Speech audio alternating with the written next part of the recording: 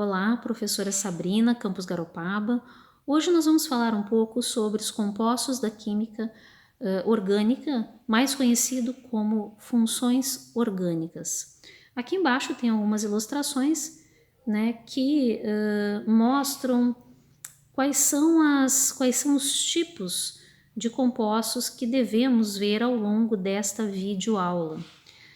Bom, aqui tem algumas imagens cotidianas, né? Aqui, cachaça, álcool, que é utilizado para abastecer veículos, vinagre, nesse caso aqui está sendo usado como produto de limpeza, e aqui acetona, né, para retirar esmalte das unhas.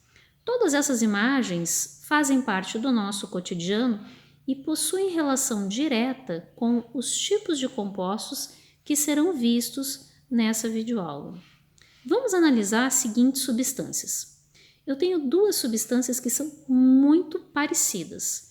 Aqui eu tenho a substância A, aqui eu tenho a substância B. Na substância A, eu tenho dois átomos de carbono, C-OH. Na substância B, eu tenho dois átomos de carbono, C-OH. Qual é a principal diferença entre esses dois compostos? A principal diferença está aqui. Aqui eu tenho um hidrogênio ligado diretamente a esse átomo de carbono. Aqui eu tenho um OH, ou também conhecido como hidroxila, ligado diretamente a esse átomo de carbono. Ok. Em experimentos realizados em laboratório, os cientistas eles observaram que esta substância A, ela possui este comportamento. Não reage com bicarbonato de sódio, não reage com álcool comum e reage com permanganato de potássio. Por outro lado, a substância B tinha um comportamento completamente diferente. Reage com bicarbonato de sódio. Bicarbonato de sódio é muito utilizado aí para acidez estomacal, né? Para o combate à acidez estomacal. Reage com álcool comum, não reage com permanganato de potássio. Veja que interessante. Então, eu tenho substâncias que têm estruturas moleculares muito parecidas, apenas com esta diferença, e somente essa diferença já acarreta todas essas mudanças comportamentais. Bom, se nós formos analisar ainda outro grupo de substâncias, nós primeiro analisamos, né, a substância A e a substância B. Vamos dar uma olhadinha agora nesse outro conjunto de substâncias, tá?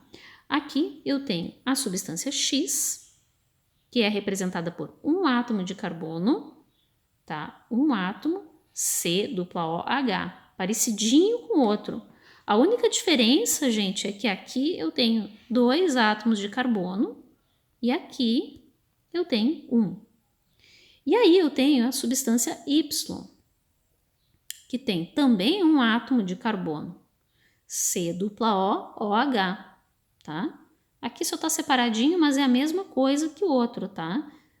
C-OH, pode ser representado dessa forma também, tá? Perceba que a única diferença entre a substância X e a substância A é justamente a cadeia carbônica. O resto é a mesma coisa. Mesma coisa vale para B. A única diferença entre a substância B, tá, e a substância Y é o tamanho da cadeia carbônica, certo? Ok. Qual é o comportamento observado em laboratório da substância X e da substância Y? A substância X, ela não reage com bicarbonato de sódio, não reage com álcool, reage com permanganato de potássio. Enquanto a substância Y reage com bicarbonato de sódio, reage com álcool comum e não reage com permanganato de potássio. Olha que interessante. O comportamento da substância X é o mesmo que a substância A e o comportamento da substância Y é o mesmo da substância B. Isso é o que foi observado. E esse comportamento aqui é o mesmo. A substância X se comporta da mesma forma que a substância A. A substância Y se comporta da mesma forma que a substância B. E qual é a semelhança entre eles? A semelhança entre eles é justamente essa diferença que existe. Aqui eu tenho somente um hidrogênio ligado neste carbono. Aqui eu tenho uma hidroxila ligada ao carbono.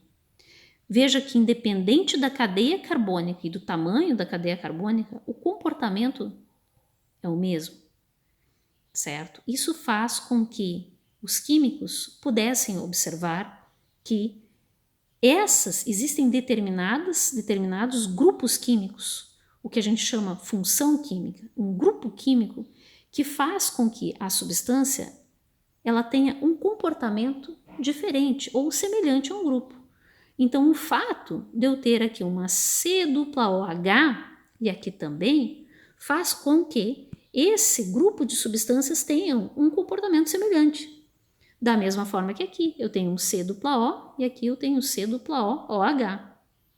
Ok? Então, esse grupo químico faz com que essa molécula apresente um comportamento diferente dessa daqui, diferente desta daqui, mas semelhantes entre si, certo?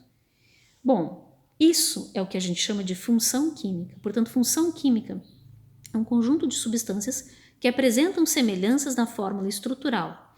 E essas semelhanças na fórmula estrutural vão acarretar semelhanças no seu comportamento também, certo? Então veja, C-OH. Aqui eu tenho uma função química.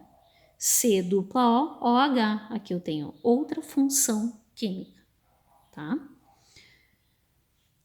A substância X é semelhante à substância Y. Lembram disso? C-OH.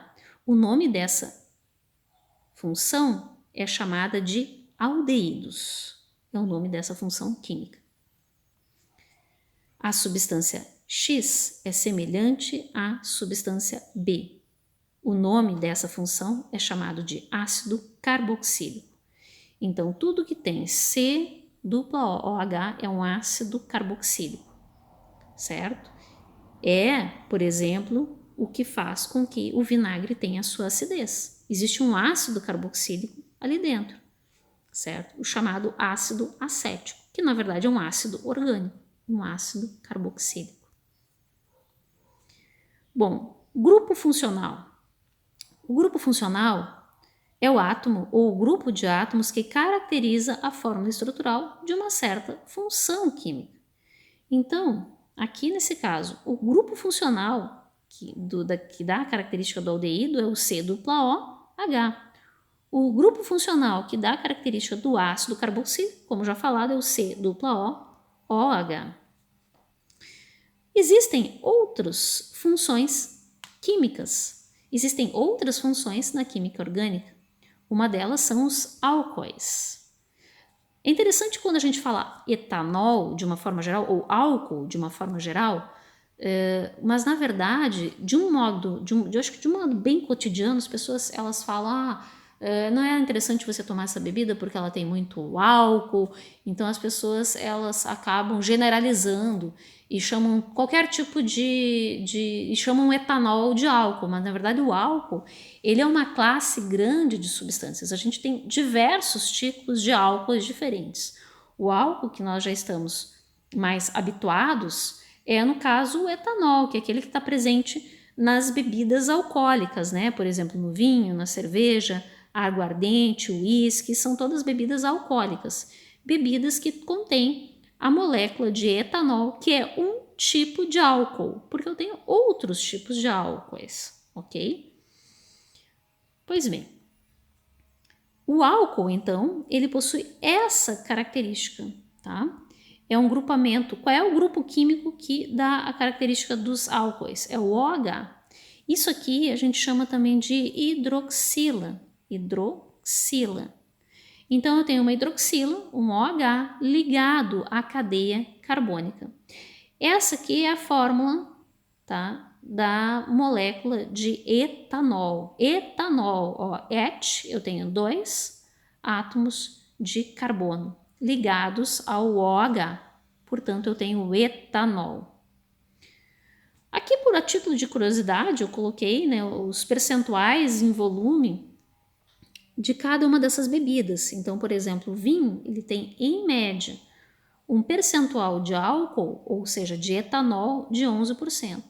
A cerveja de 4%, e aí, claro que depende, existem diversos tipos de cervejas diferentes, né? De modo geral, 4%, e aqui a cachaça, 40%, né? Por isso que é mais fácil a pessoa se embriagar tomando uma bebida como a cachaça, como o uísque, porque tem teores alcoólicos, teores de etanol mais elevados. Aqui eu tenho tipos diferentes de álcoois, como já falado. Aqui eu tenho metanol, MET, tem um átomo de carbono, então sempre a nomenclatura dele sempre vai terminar com OL, né? É um álcool, vai terminar com OL. Então aqui eu tenho metanol, aqui eu tenho o etanol, tá? Ok, aí eu tenho as cetonas. Cetonas é outro grupo, é uma outra função da química orgânica. Tá? Então a acetona, por exemplo, que é a mais comum, aquela que a gente usa para remover esmaltes. Mas na verdade a acetona, que a gente conhece, o nome dela é propanona. Tá? Prop, né? Eu tenho aí 3 átomos de carbono, certo? E aí, o que eu tenho? Eu tenho esse grupamento aqui, ó, que é o C-O. É esse grupamento C-O que caracteriza a função das cetonas. Então, sempre quando eu tenho um C-O cravado no meio da minha cadeia carbônica, eu tenho uma cetona. Tá? Nesse caso aqui, ó, cetona, né, o nomezinho dela sempre vai terminar com ona. Tá? Então, de praxe, aqui eu tenho prop, né? Eu tenho 3 átomos, 1, 2, 3, propanona, tá? Aqui eu tenho quantos átomos de carbono? Isso aqui é uma outra forma de representar a cadeia carbônica, em que eu não coloco Cs, tá? Mas eu sei que em cada ponta dessa daqui, cada extremidade eu tenho um átomo de carbono, tá? E sei que, por exemplo, como o átomo de carbono ele é tetravalente, eu sei que aqui necessariamente eu vou ter um CH3. Aqui, ó, todas as ligações estão ocupadas, porque eu tenho C-O, né? Como cada um faz 4 ligações, aqui já está fechado, é um carbono quaternário. Na verdade, quaternário não, porque ele não está ligado. É secundário, porque ele está ligado a 2 outros átomos de carbono, mas ele vai fazer já 4 ligações. Aqui eu tenho um outro carbono, como ele já tem essas 2 ligações aqui, então aqui é um CH2 e aqui eu tenho um CH3, tá? Bom, eu tenho 4 átomos de carbono, então eu tenho but, né, butanona, ok? E o C-O, que é o que caracteriza o grupamento cetona.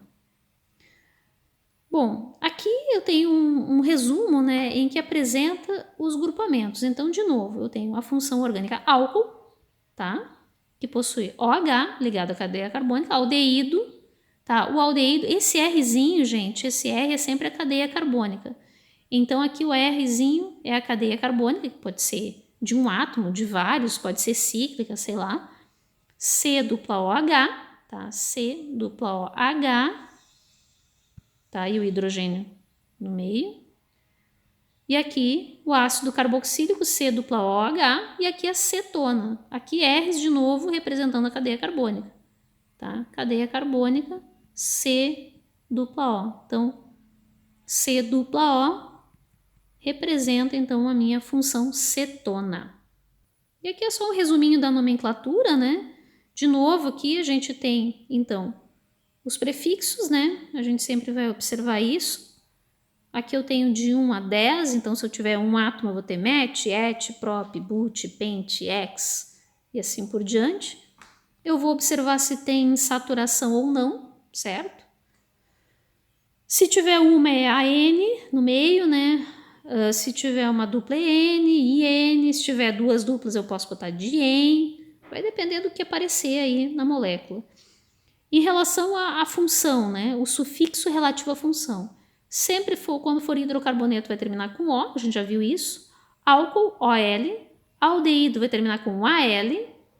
Eu tenho o etanol, olha só que interessante, eu tenho o etanol. E eu tenho também o etanal. AL, nesse caso é um aldeído. E o ácido carboxílico sempre vai terminar com oico. Ácido hexanoico, ácido propanoico, sempre vai terminar com oico. Aqui alguns exemplos, né, de ácidos carboxílicos. Por exemplo, eu tenho aqui um ácido carboxílico que tem 2 átomos de carbono. Então, nesse caso, eu sempre coloco a palavra ácido na frente, porque de fato ele é um ácido. Como eu tenho 2 átomos da cadeia carbônica mais o átomo de carbono, que faz parte da função, eu tenho 3, então eu tenho prop, ácido propanoico. Aqui eu tenho 3 átomos da cadeia carbônica mais o da função, então aqui eu tenho um ácido butanoico. Tá? E se eu, por um acaso, tiver um ácido carboxílico com uma insaturação, o que eu costumo a fazer? Eu vou contar eu vou fazer a contagem, né, dos meus átomos, 1, 2, 3, 4, então eu boto ácido 2, então porque no 2 eu tenho o grupo metil, ácido 2-metil butanoico, ok? No caso aí da nomenclatura dos aldeídos, eu tenho metanal, aqui ó, metanal, ó, tenho um átomo de carbono, eu posso ter o etanal, eu posso ter o propanal, ou eu posso ter o butanal, tá? Sempre terminando então com AL, tá? Bom, aí eu também posso ter uma insaturação, tá? Então, no caso da insaturação, eu conto a partir da função orgânica, né? Então, nesse caso aqui, tá? Eu tenho 1, 2, 3, aqui fica 3 metilbutanol, eu posso botar o hífen ali para separar, sem problemas. Aqui eu tenho 2 metilas conectadas no átomo 3, então eu tenho 3,3 de metilpentanal, certo? Eu fiz esse mapa conceitual para a gente procurar revisar, tá? Então, o que acontece? Eu tenho os compostos orgânicos 1, em cima aqui eu tenho a função química, que o que é uma função química, né? É um conjunto de substâncias que apresentam semelhanças na fórmula estrutural, tá?